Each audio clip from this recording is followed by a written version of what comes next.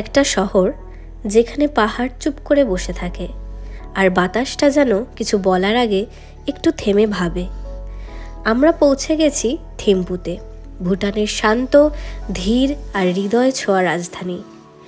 এখানে সকালগুলো যেন জল রঙে আঁকা, মেঘ পাহাড়ের গা ঘেঁষে নামে আর শহর জেগে ওঠে ধূপের গন্ধে। সড়কের মোড়ে কোনো ট্রাফিক সিগন্যাল নেই, কিন্তু বিশৃঙ্খলা নেই এক ফোঁটাও। যেন গোটা শহরটাই বোঝে শান্তি মানে নিয়ম নয়, বোঝাপড়া।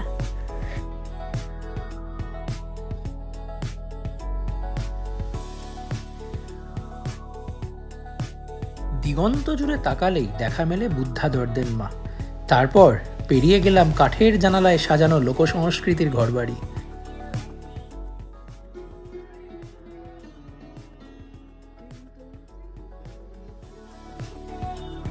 আর হ্যাঁ, থিম্পু ছুঁয়ে যাওয়া মানেই শুধু জায়গা দেখা নয়, এক অসম্ভব ধরনের অনুভব, যেন নিজের ভেতরের কোলাহলটাও কিছুক্ষণ চুপ করিয়ে দেওয়া। চলুন তাহলে ঘুরে দেখি এই সুন্দর দেশে সুন্দর শহর থিম্পু।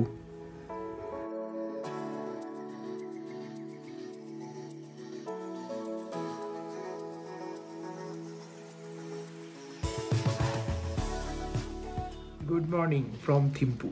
তো আজকে হচ্ছে আমাদের সেকেন্ড ডে ট্রাভেলের। আজকে এখানে 30 মে।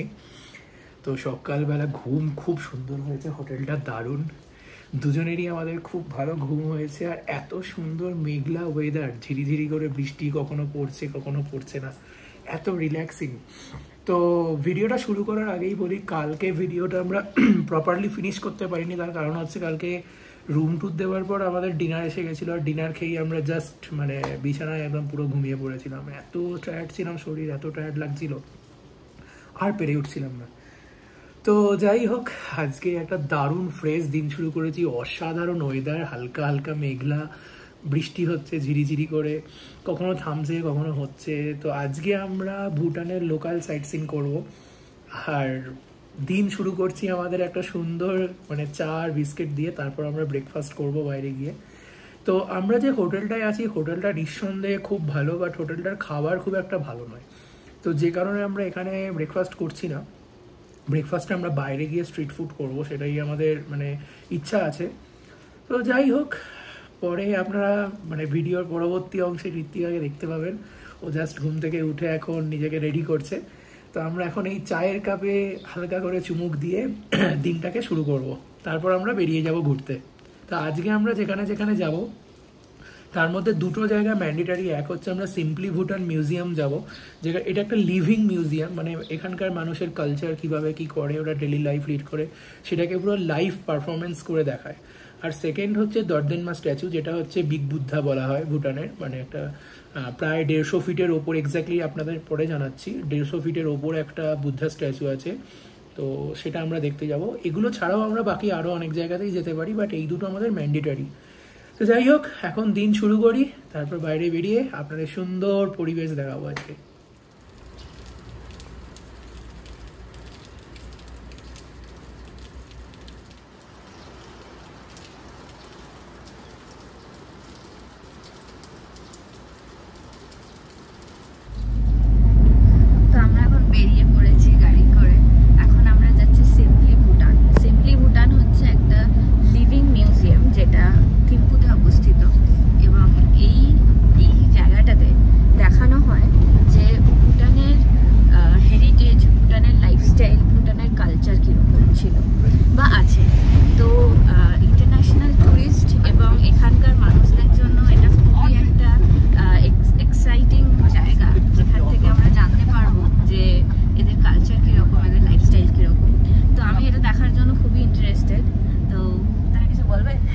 যাই গিয়ে সিম্পলি ভুটান নিয়ে ইউটিউবে অনেক ভিডিওস দেখেছি, তো আশা করছি টাকাটা ওয়ার্থ ইট হবে। তো যেটা দেখলাম এখানে 1000 রুপিস পার পার্সন এন্ট্রি ফি।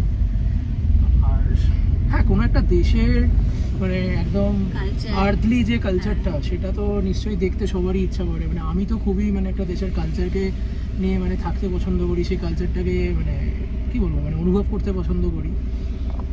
দেখা যাক, ভালোই লাগবে আশা করছি। তো চলুন চট করে এক্সপিরিয়েন্স করে নেওয়া যাক ভুটানিজ কালচার কিরকম হয়। চলুন।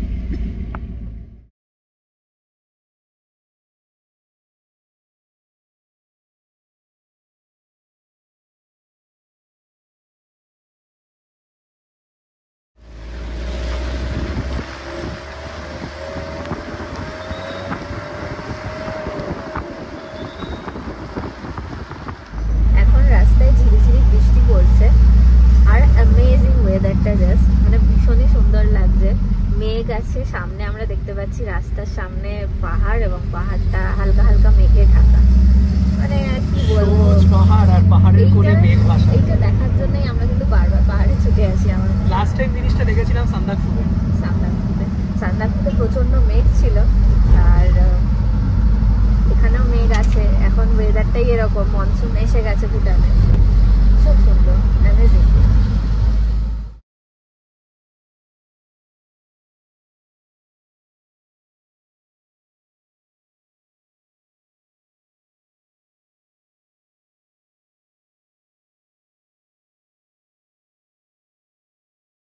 তো সিম্পলি ভুটানে এসে গেছি, টিকিট কাটলাম এখানে, যেটা বললাম 1000 রুপিস পার টিকিট। এই যে আমাদের টোটাল আমরা যে 6 জন এসেছি সেই 6 জনের এন্ট্রি ফি। তো একটা টিমকে এখন ফার্স্ট ভেতরে নিয়ে গেছে, ওইটা কমপ্লিট হলে আমাদের নিয়ে যাবে।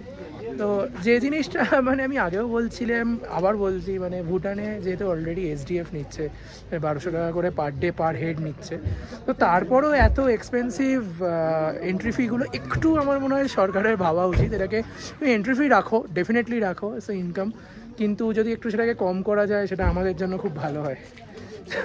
যাই হোক, এখন আমরা ভিতরে যাব, আবার একটা দল চলে গেছে, তারপরে আমরা আছি।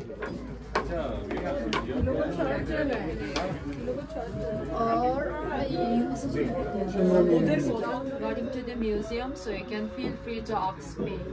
In our culture, we welcome our guests with a home brewed wine. আমাদের এখানে একটা লোকাল রাইস ওয়াইন অফার করলো প্রথমেই সিম্পলি ভুটানে ঢোকার পর। তো এটা এখানকার লোকাল মেড, তো ট্রাই করে দেখা যাক। It's up to you.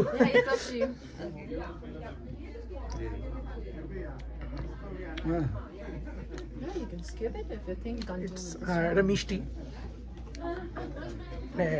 কোনোদিনও খাইনি, ট্রাই করে দেখছি, বেশ মিষ্টি খেতে।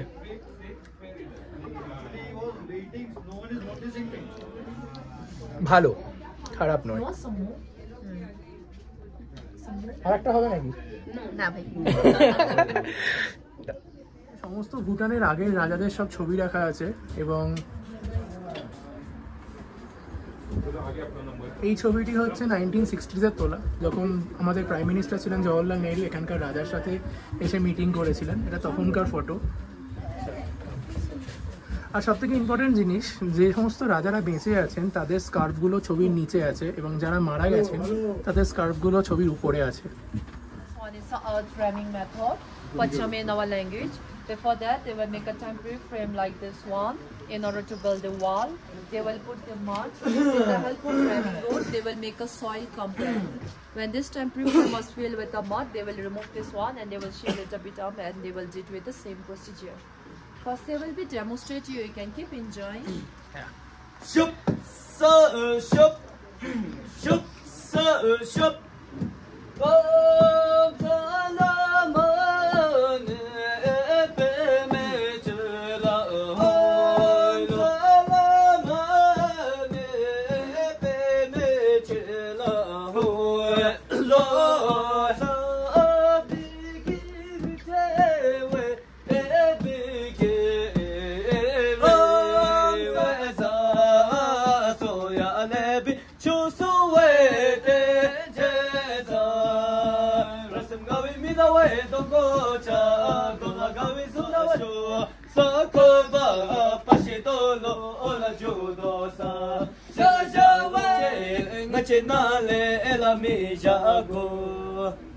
Thank you.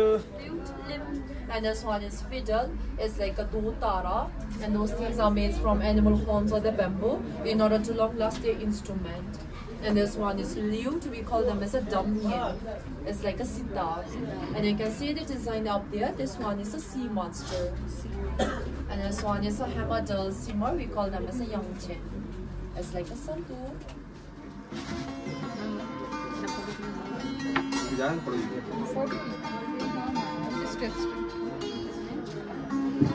Let's start about in the form of garden. When I'm explaining, don't feel shy and confident.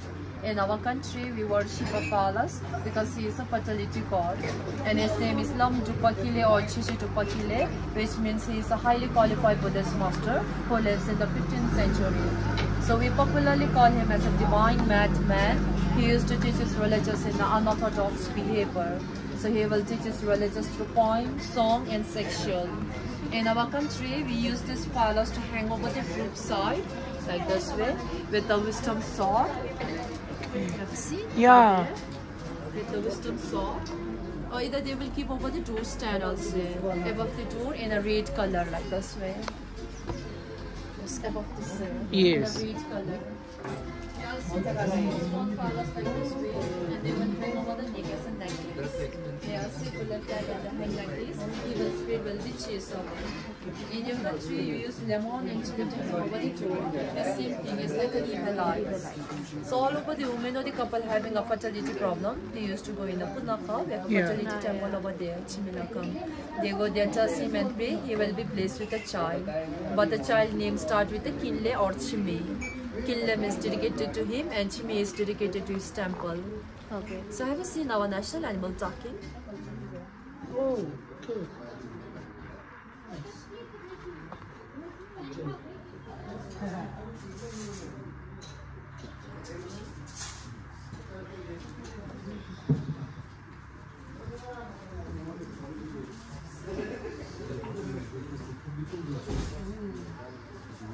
ইসে যেটা বলছিলাম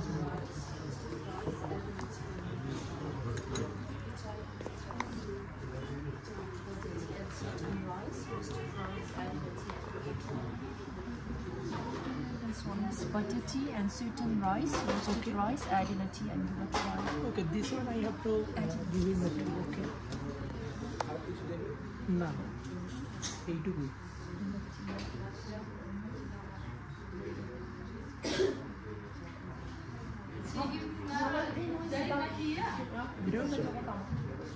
বাটার টি, এটা হচ্ছে ভুটানিজ বাটার টি। আর তার সাথে এখানে রাখা আছে হচ্ছে এটা চাল ভাজা টাইপের, মানে স্মোকড রাইস যাকে বলে। ট্রাই করছি।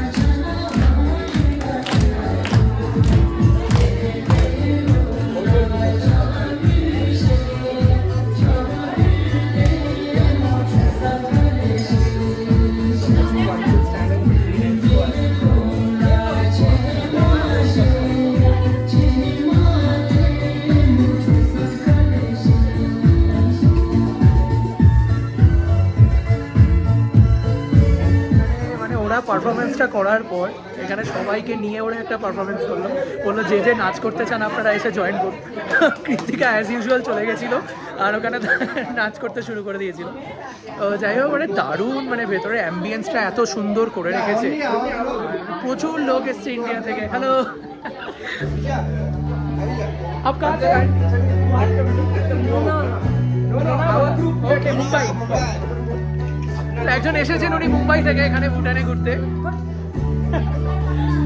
তো দারুণ, মানে অ্যাম্বিয়েন্সটা দারুণ। যাই হোক, আমরা এবার ওরা আরও যে বাকি জায়গাগুলো আছে সেগুলো দেখাবে, এখন আমরা যাবো। So he was suffering from the brain disorder and his whole body was paralyzed, and that is his name is cerebral palsy. He also graduated from the 13 art craft colleges. We also call them as a Zuri Chusum College. So he went there for 6 years to study these things, carving and painting. He also participated in the Nepal Para-Olympic competition, and this one is the archery competition. So he stood up second position with the help of his feet, and he was good at archery. He also received the appreciation reward from the Taiwan president, and you can see his trophy out here. Even our current king gave his royal watch to him as a gift. After that, he get popular in our country. He used to craft, paint, eat auspicious symbol, and for how many friends. If you wish to buy his photo, you may, or either you can give him at the donation money. But this one is not mandatory; it is your willingness. এই হচ্ছে Pema. Pema actually একটা brain ডিসঅর্ডারে ভোগে, তো ওর হাত দুটো কাজ করে না, তো ও সম্পূর্ণ পায়ে করে ক্রাফটিং করে। আর এই পায়ে করে ক্রাফটিং করে ও সমস্ত এই জিনিসগুলোকে বানিয়েছে, মানে যত ক্রাফটিং পেন্টিং সমস্ত কিছু এগুলো ওর বানানো, ইভেন এই মূর্তিগুলো। তো ওর মানে প্রচুর খ্যাতি আছে। তার অন্যতম খ্যাতি হচ্ছে ও তাইওয়ান থেকে একটা গিফটও পেয়েছে, মানে তাইওয়ানের প্রেসিডেন্ট দিয়েছে এটা। আর এই যে মানে ক্রাফটিংগুলো, এগুলো মানে প্রত্যেকটার আলাদা আলাদা মিনিংও আছে। তো এগুলো মানে কেনার জন্য অ্যাভেলেবেল। তো বলছে যেটা আমরা 1300 টাকা করে দাম এক একটা crafting. But the size will be a little bit larger, and these 3 types are the chunner, and the black one and brown one is used for the butter tea, makhangi chai in your language. So earlier you have tasted, now I will be show you how to make it. Before that, this one is a havel tea leaves. We call them as a mistletoe. It's like a chai patti. So these are grown in Bhutan inside? Yes, sir. So these are found in dense forest. Okay. We never harvest, sir. In order to make a butter tea, first they will boil this one. After that, they will use this chunner in order to mix them very well. They will add here hot water, tea leaves, salt and butter. After that, they will churn it for 6 to 7 minutes like this. And they pour it over here and heat it up so the butter tea will be ready. In the modern, they will use a blender machine to mix. And this one is milk churner, process of making a cheese and the butter. They will add the yogurt here. After that, they will churn it for 20 to 30 minutes in order to come out the butter. They will scoop it out the butter and they will contain here. Butter container made from the bamboo. And this one is our traditional plate. We call them as a tappa, mostly used by the couple. And these two are made from the pine tree. And you can see the two pattern.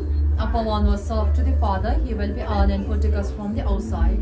And the lower one was served to the mother, she will give love, care from inside. It does unite as a family, or we call them as a papa, mama, papa in our language. In olden days, after having a meal, they do not wash it.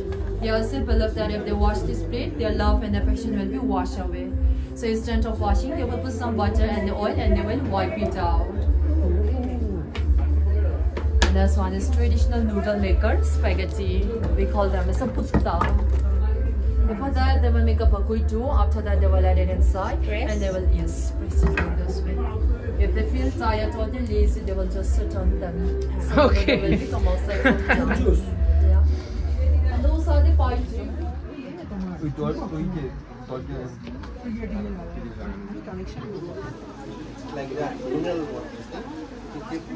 আমাকে মেরে দিও না, হ্যাঁ যাও চলো। কি করলে?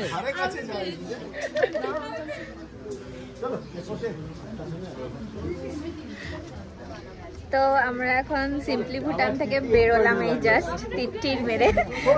তো ঝিরিঝিরি বৃষ্টি পড়ছে সকাল থেকে, যেরকম আপনাদের বলেছিলাম। তো এখন আমরা বেরিয়ে পড়েছি। ভীষণ ভালো একটা এক্সপিরিয়েন্স হলো, খুব এঙ্গেজিং অ্যাকচুয়ালি, যে এরকম না শুধু দাঁড়িয়ে দাঁড়িয়ে দেখছি। আমরাও দারুণ নাচ দারুণ, করলাম। আমার দারুণ লেগেছে জায়গাটা, মানে খুবই মজাদার একটা জায়গা, মানে পুরো সত্যি মানে ভুটানিজ কালচারটাকে পুরো লাইভ মানে অভিনয় করে দেখালো। আর মেয়েটা খুব সুন্দর করে বুঝিয়েছে, তো খুব মজা হলো। এবার আমরা কোথায় যাচ্ছি? আমরা এবার যাব হচ্ছে বুদ্ধা দর্দনমা, সেটা হচ্ছে বিগ বুদ্ধা স্ট্যাচু। তো ওখানে যাই, এখনো ঝিরিঝিরি করে বৃষ্টি হচ্ছে, গিয়ে আপনাদের ভালো ভালো ফটো তুলতে হবে ওখানে।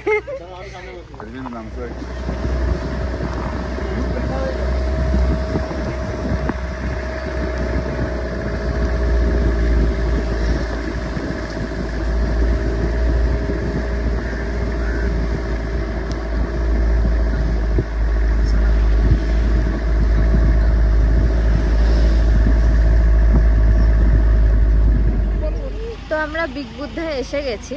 তো বিগ বুদ্ধা তৈরি হওয়া শুরু হয়েছিল 2005 সালে এবং এটা বানানো শেষ হয়েছিল 2015-তে। তো পাক্কা 10 বছর টাইম লেগেছিল এটা পুরো তৈরি হতে, এবং 2016 থেকে এটা ট্যুরিস্টদের জন্য ওপেন করা হয়। তো এখন আমি সামনে থেকে দেখতে পাচ্ছি, আপনাদেরও দেখাই ভিউটা। সবাই যাচ্ছে এখন। আমার এখানে সেকেন্ড টাইম আসা। তো 2013-তে যখন আমরা এসছিলাম ভুটানে, তখন এটা তৈরি হচ্ছিল, মূর্তিটা তৈরি হয়ে গেছিলো, কিন্তু সামনে মিউজিয়াম, টেম্পল বা এই সামনে যে বড় যে চাতালটা আর কি, সেটা তখন তৈরি হয়নি। এটা রিসেন্টলি হয়েছে, রিসেন্টলি মানে প্রায় 7-8 বছর হয়ে গেল। আর মানে সত্যি মানে আমি পুরো মনে করতে পারছি সেই দিনটা, মানে যখন আমরা এসেছিলাম তখনও বৃষ্টি হচ্ছিল, দারুণ। যাই ভিতরটা ঢুকে আপনাদের দেখাই। এখানে এন্ট্রি ফি হলো 500 টাকা। তো আমরা এখন এন্ট্রি ফি মানে টিকিটটা কাটবো, কেটে ভেতরে ঢুকবো।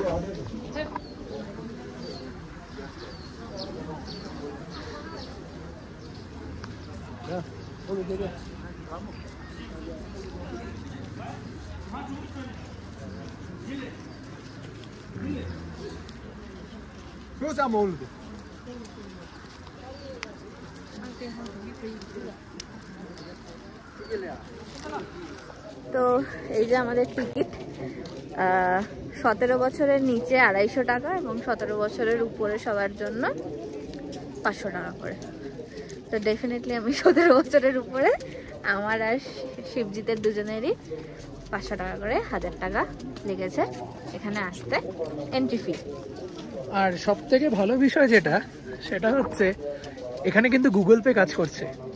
তো আমি এটা নিয়ে খুব মানে খুশি, আমাকে ক্যাশ কম ইউজ করতে হচ্ছে। তো যাই হোক, এটা মানে আপনাদের শেয়ার করে রাখছি, আপনারা যারা ভুটান আসবেন, গুগল পে, ফোনপে ভুটানে চলে, বাট একটা জিনিস দেখতে হবে, সেটা হচ্ছে আপনার যে ডেবিট কার্ডটা দিয়ে আপনি গুগল পেকে অ্যাক্টিভেট করেছেন, সেই ডেবিট কার্ডটাতে ইন্টারন্যাশনাল ট্রানজ্যাকশান অন করে রাখতে হবে, আর গুগল পেতেও ইন্টারন্যাশনাল ট্রানজ্যাকশানটা অন করতে হবে। তাহলে আপনি এখানে যে কোনো কিউআর কোডে গুগল পে, ফোনপে ইউজ করতে পারবেন।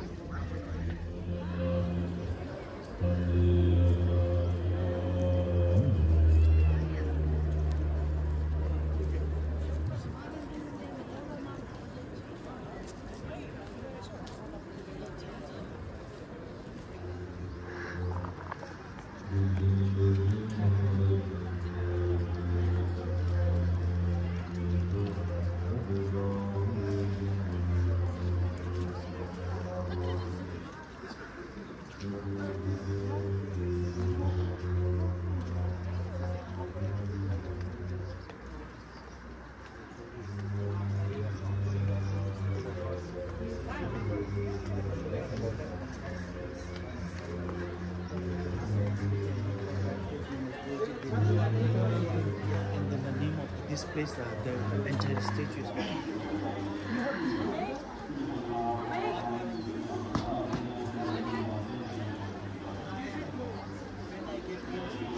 তো আমরা বিগ বুদ্ধা বা বুদ্ধা দর্দেন মা, এটা ভিতরে ঢুকেছিলাম। ভিতরে কিন্তু কোনো ক্যামেরা বা ফটোগ্রাফি অ্যালাউ নেই।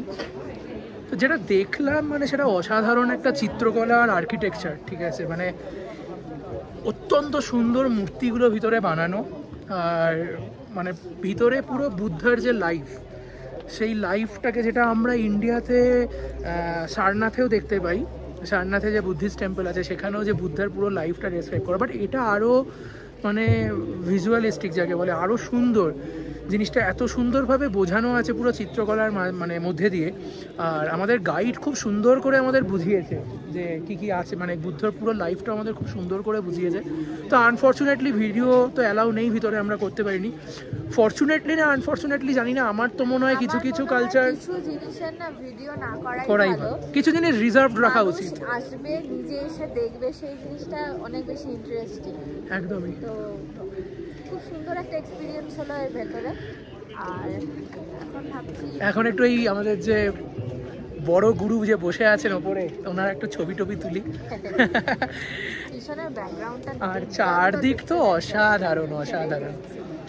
তো এদের এখানে একটা কিছু ইভেন্ট হচ্ছে যেখানে প্রচুর মঙ্কস এসছে, ওখানে আমাদের যাওয়া অ্যালাউ নেই এখন। আমরা উপর থেকেই ছবিটা তুলব।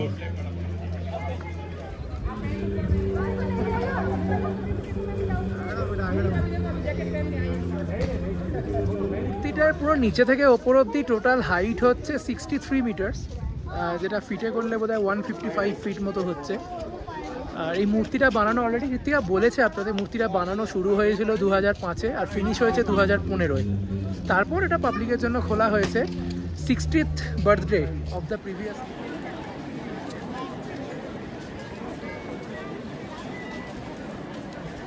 বিগ বুদ্ধা দেখে আমরা এবার নিচের দিকে যাচ্ছি। হ্যালো, তো আমরা এখন নিচের দিকে যাচ্ছি। নেক্সট স্টপেজ কোথায় জানি না, আপাতত একটু খাওয়া দাওয়া করতে হবে, খিদে পেয়েছে খুব। আর এখানে প্রচুর পিলগ্রিমস এসছে, যেটা বললাম এখানে একটা কিছু অনুষ্ঠান হচ্ছে, সেটা আমার ঠিক জানা নেই কী হচ্ছে, বাট খুব সুন্দর। এই যে পিছনে বিগ বুদ্ধা, আর আমরা এবার নিচের দিকে যাচ্ছি। ক্যামেরাটা ঘুরিয়ে থিম্পু শহরটা দেখাই।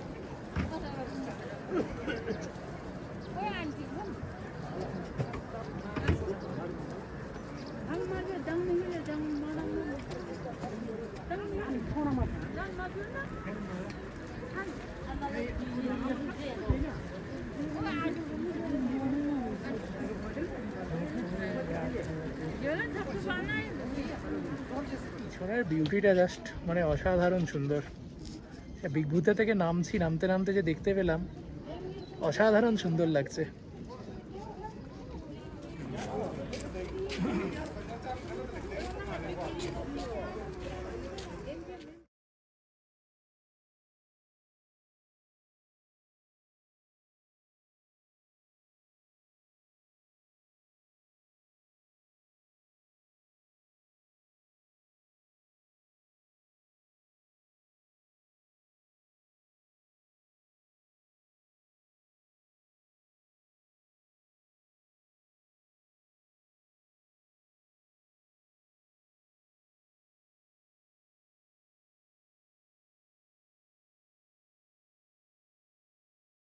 তো আমরা এলাম তাকিন রিজার্ভ সেন্টার। তাকিন হচ্ছে ভুটানের ন্যাশনাল অ্যানিম্যাল। তো এই স্টোরিটা হচ্ছে এটাই, এখানে ওই যাদের কথা বলছিলাম আমরা সিম্পলি ভুটানের ডিভাইন ম্যাডম্যান, তো ডিভাইন ম্যাডম্যান একটা পশু তৈরি করেছিল যার মাথাটা হচ্ছে ছাগলের আর বডিটা হচ্ছে গরুর।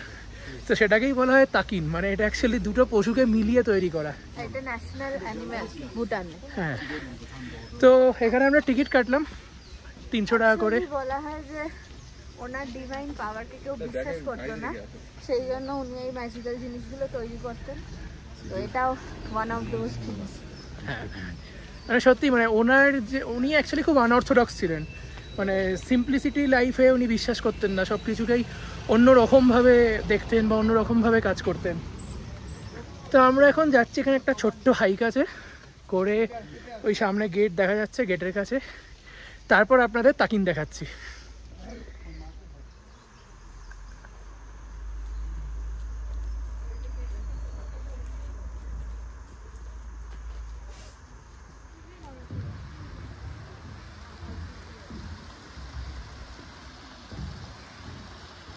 এখানটা বেসিক্যালি একটা পার্কের মতো, খুব সুন্দর সাজানো গোছানো একদম, মানে একটা পার্ক বেসিক্যালি বলা যায়।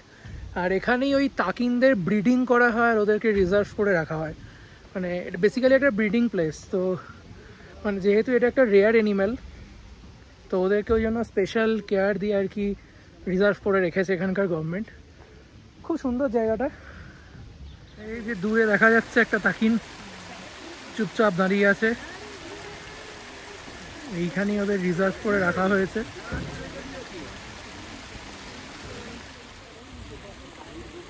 তাকিন ছাড়াও বার্কিং ডিয়ার আর ইয়াক্স আছে। তো আমি বার্কিং ডিয়ারটাকে দেখতে পাচ্ছি, ক্যামেরায় ধরা পড়বে বলে তো মনে হয় না। আর তাকিন এখানে অনেকগুলোই আছে।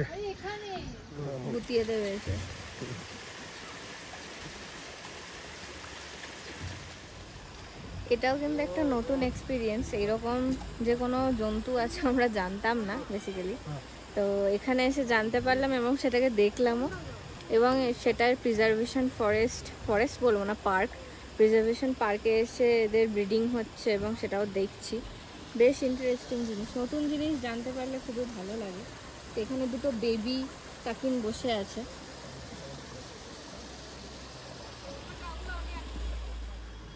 এখানে দুটো টাকিন একদম নাক ডেকে ঘুমাচ্ছে, নাকে সর্ষের তেল দিয়ে। এই একটা উঠে পড়লো, তোমার কথা শুনেই উঠে পড়লো। হালকা অপমানে লেগে গেছে। এদের দেখে আমার কিন্তু একজনের কথাই মনে পড়ছে। চেরি। সারাদিন ঘুমায়। ওটা দেখে আমার চেরির কথাই মনে পড়লো। চেরি, তুই যদি ভিডিওটা দেখিস তোকে অপমান করছে। না না, অপমান কেন করো?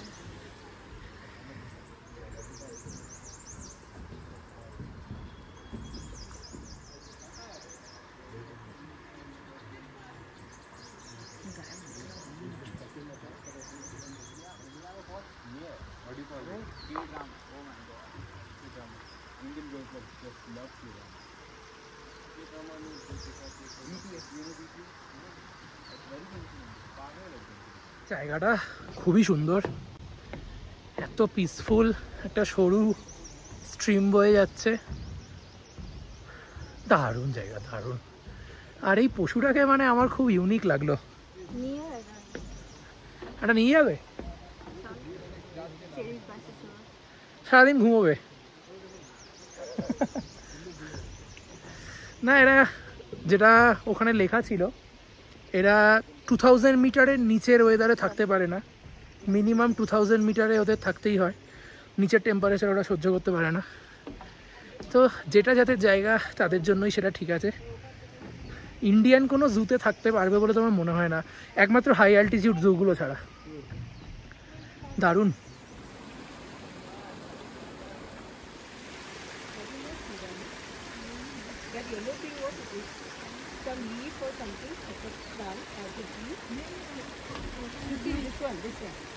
ফরেস্ট দেখলাম, ফরেস্ট নয় রিজার্ভার।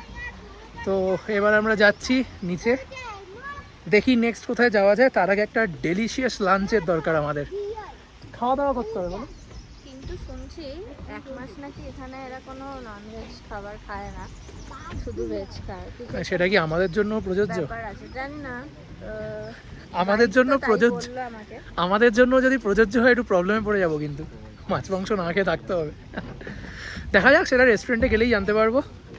আপাতত যাই, আমাদের জন্য কি ব্যবস্থা আছে গিয়েই দেখতে পারবো। তো এখানে একটা ছোট্ট বেকারি শপ আছে, সেখান থেকে আমরা একটা ডোনাট আর একটা ব্রাউনি নিলাম। আমার অ্যাকচুয়ালি চকলেট কেক বা ব্রাউনি খেতে খুব ভালো লাগে, আমি মিষ্টি একদমই খাই না। আর বলে রাখি আপনাদের, শিবজি সকালবেলায় একটু জল ভরা খেয়েছে, বাড়ি থেকে এনেছিল। ভালো খেতে, খুব ভালো খেতে, সফট, যেটা খাওয়া দরকার। চলুন, আমরা সেই ফুকেটে লাস্ট ডোনাট খেয়েছি, যেটা খুবই ভালো ছিল, ডেলিশিয়াস ছিল।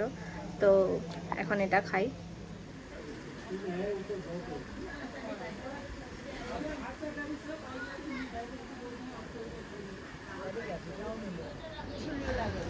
তো আমরা এখন এসে গেছি থিম্পু ভেজিটেবল অ্যান্ড ফ্রুট মার্কেটে। এখানে ভ্যারাইটিস রকমের ভেজিটেবল, ফ্রুটস এবং তার ডেরিভেটিভ আইটেমস পাওয়া যাচ্ছে।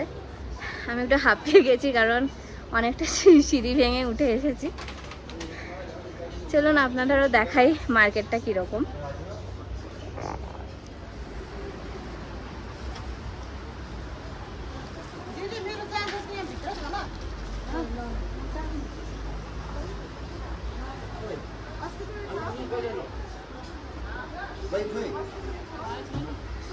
ये है Oh, you are here.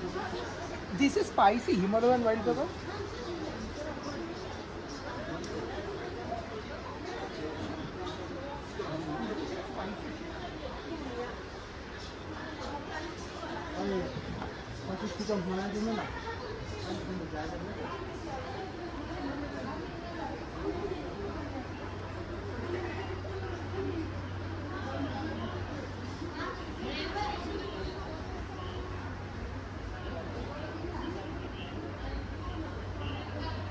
তো মার্কেট থেকে ঘুরে এবারে আমরা চলে এসেছি চাংইয়েল পার্কে। এটা একটা পার্ক যেখানে আপনার মানে আমাদের ওখানে এরকম পার্ক হয় ওই টাইপেরই হয়তো, আমি ঠিক জানি না, জিজ্ঞেসও করিনি আমরা। বেশ সুন্দর দেখছি আশপাশটা, ফুল গাছ আছে অনেক, আর নেচার। তো বোকার মতো আমি এক্সিট দিয়ে এন্ট্রি করে ফেলেছিলাম ক্যামেরা নিয়ে কথা বলতে বলতে। যাই হোক, এইসব হয়, হতেই থাকে আমাদের সাথে। তো পিছনটা কি সুন্দর লাগছে দেখতে, ভিউ সত্যি খুব সুন্দর। চলুন ভেতরে যাই, আপনাদের দেখাই এই পার্কটা কীরকম। আর বাইরে থেকে দেখে মনে হচ্ছে খুবই সুন্দর।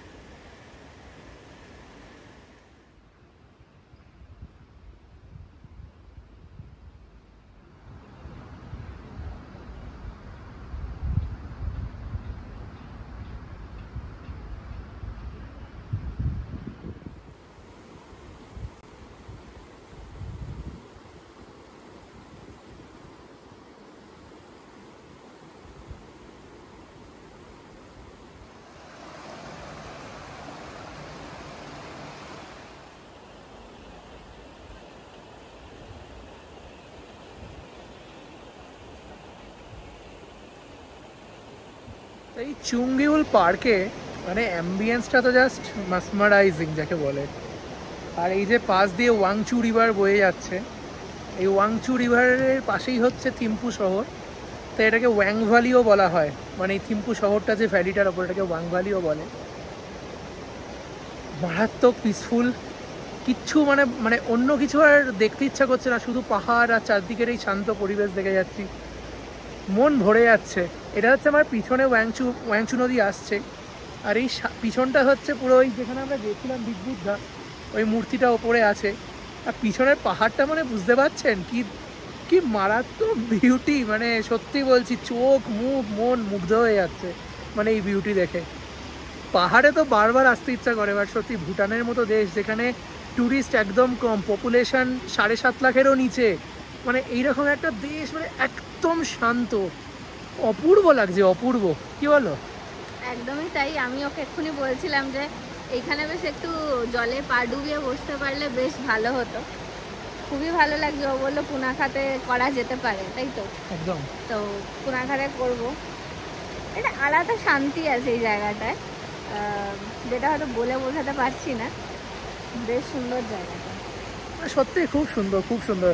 মানে আমরা যে সব জায়গায় এন্ট্রি ফি দিয়ে ঢুকছি, মানে হ্যাঁ ডেফিনেটলি আমাদের একটু গায়ে লাগছে, কারণ SDF দেওয়ার পরও এত টাকা এন্ট্রি ফি দিতে হচ্ছে। এই পার্কটাতে ঢুকতে আমাদের 100 টাকা করে এন্ট্রি ফি লেগেছে। 100 টাকাটা ঠিক আছে স্যার, মানে মানা যায়, বাট যেগুলো 500-1000 একটু বেশিই মনে হচ্ছে। বাট সত্যিই মানে এত সুন্দর এই পরিবেশটা আমরা এনজয় করছি, এত ভালো লাগছে, অসাধারণ লাগছে জাস্ট।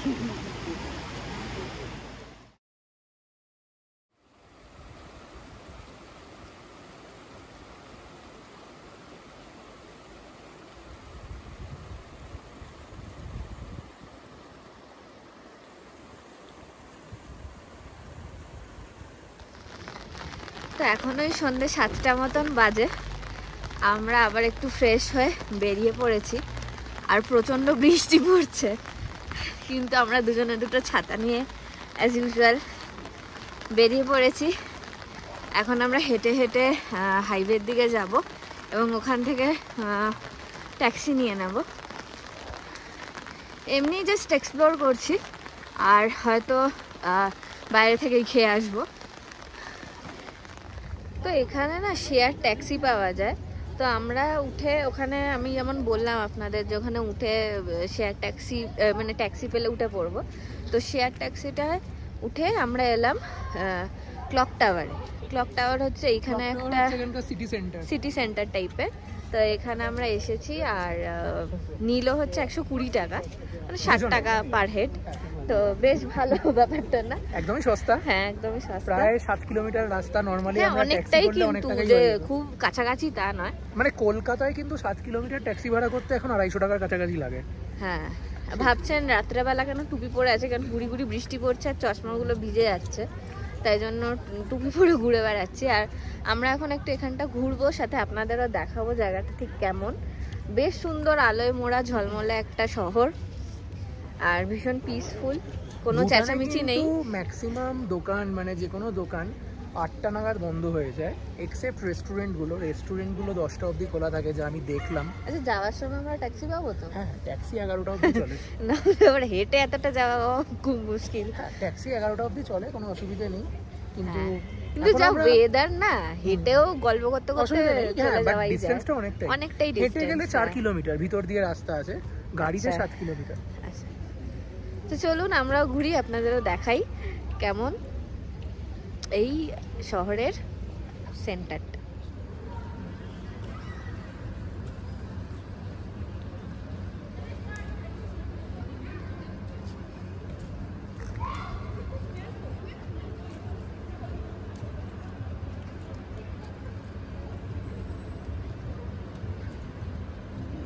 তো সন্ধ্যেবেলায় ঘুরতে ঘুরতে আমরা একটা এলাম এখানে রেস্টুরেন্টে, নাম হচ্ছে ফুড লাভার রেস্টুরেন্ট।